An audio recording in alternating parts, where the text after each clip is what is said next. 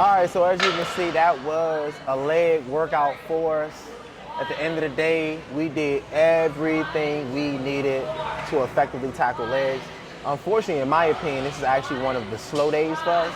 And what I mean by slow days, we're doing things that they don't look that appealing for real, but can be very informative.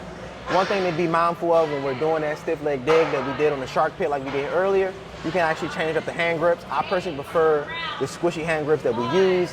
The bar that he gave us, I'm not a big fan of. It is what it is, but I always remember kind of swap in and out of those things and you'll be able to see a drastic difference, not a dramatic. Remember another thing too, if you're somebody that's trying to rehab an injury or you're experiencing pains, not soreness, but pains, do me a favor and make sure that we're incorporating the exercises that are going to help us move in the right direction, meaning rehab the area that we need to rehab in the right ways.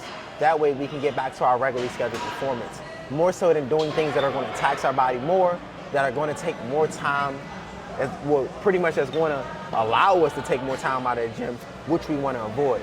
So do me a favor if you're doing this already. If you're noticing you've been doing a lot of the same things, now is the perfect time to actually reevaluate what you've been doing to kind of get what you want out of your training. And what I mean by reevaluating is take notes of everything you've been doing for a month, maybe 2 months, maybe 3. As you can see, I'm the type of person that loves doing a lot of the same things before I actually switch. I like doing things for about 2-3 months before I actually switch out. A lot of people love saying you need to switch out every time you come to the gym, but that is false. You can do a lot of the same things and get great results because at the end of the day, you can easily challenge the body by, like I said before, increasing the weight, increasing the reps, increasing the sets, increasing the tempo. Range of motion is another one. And those are just a few, just because like right now I ain't gonna fake, I'm kind of gassed from the goddamn workout, but that's neither here nor there.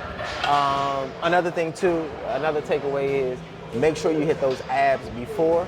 Like I said before, one of the main reasons why I love hitting abs before we actually get into the nitty gritty of the workout is because the core is already engaged. If you haven't noticed, you're gonna need core throughout each and every workout, mainly when you start going heavier with the weight, because that core strength as well as stability is going to be challenged in regards to make sure that you're keeping and maintaining good form as well as good technique. Another takeaway is make sure you hydrate as well as nourish the body properly.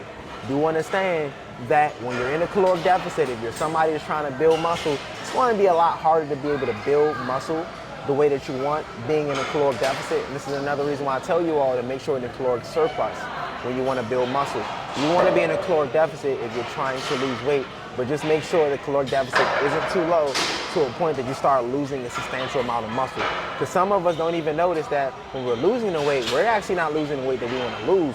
We're losing a lot of the muscle, which in time, what you'll notice is it's a lot harder to be able to see the aesthetics that you want, because the more muscle that we have, then guess what? The more aesthetics that we'll see, because guess what happens? We'll be able to effectively reduce the body fat.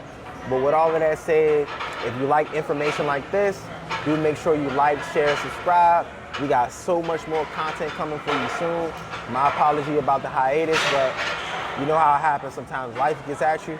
But I'm gonna do myself a favor and make sure that I'm gonna do ourselves a favor, because I do know you all love this type of content.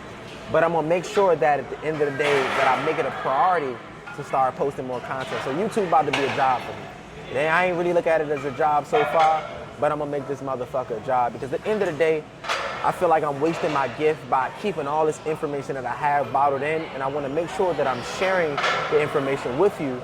But at the end of the day, I wanna make sure that it's the information I'm giving, you're actually retaining the information, not more so than just hearing it and it's going one ear and out the other.